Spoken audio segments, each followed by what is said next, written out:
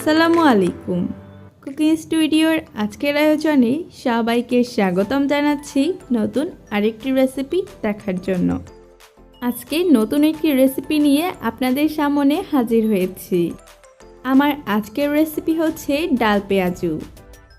খুব সহজেই কিভাবে দোকানের মতো করে মজাদার পেঁয়াজু তৈরি করা যায় সেই রেসিপিটি শেয়ার করছি।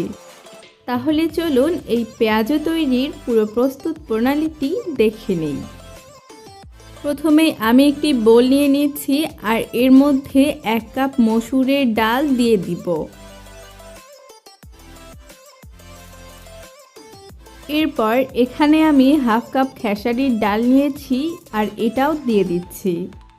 এভাবে দুইটি ডাল একসাথে মিক্স করে পেঁয়াজু বানালে খেতে বেশ ভালো লাগে।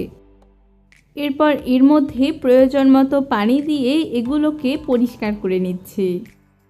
বারবার পানি দিয়ে ধুয়ে নিব যতক্ষণ না পানিটা পরিষ্কার বের হয়।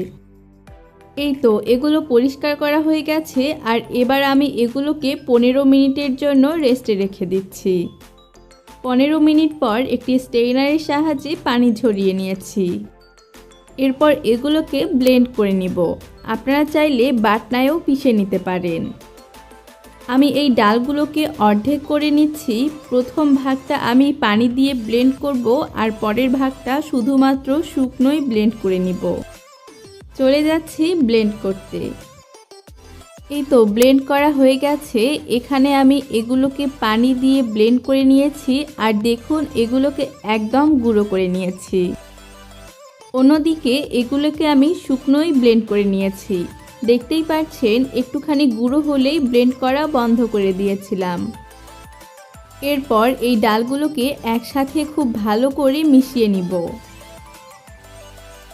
এভাবে পেঁয়াজু তৈরি করলে পেঁয়াজুগুলো বাহির থেকে বেশ ক্রিস্পি হয়, সাথে খেতেও বেশ ভালো লাগে। সবগুলোকে একসাথে মিশিয়ে নিয়েছি। আপনারা চাইলে ডালের পরিমাণটা একটুখানি বাড়িয়েও একেবারে ব্লেন্ডার করে ফ্রিজে সংরক্ষণ করতে পারেন। আমি এখানে একটি পট নিয়েছি আর এর মধ্যে অর্ধেকটা ডাল রেখে দিচ্ছি।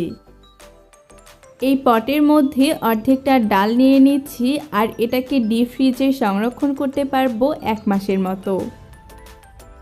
যখনই পেঁয়াজু খেতে ইচ্ছে করবে তখনই ফ্রিজ থেকে বের করে মশলা মাখিয়ে ভেজে নিলেই হয়ে যাবে। এটাকে তো ফ্রিজে রেখে দিচ্ছি আর বাকি অর্ধেকটা দিয়ে আমি আপনাদের পেঁয়াজু তৈরি করে দেখাবো।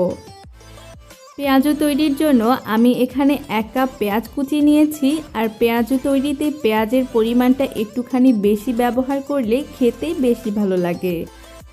এখানে 2টি কাঁচামরিচ দিয়ে দিচ্ছি আর দিয়ে দিচ্ছি 1/2 চামচ হলুদ গুঁড়ো।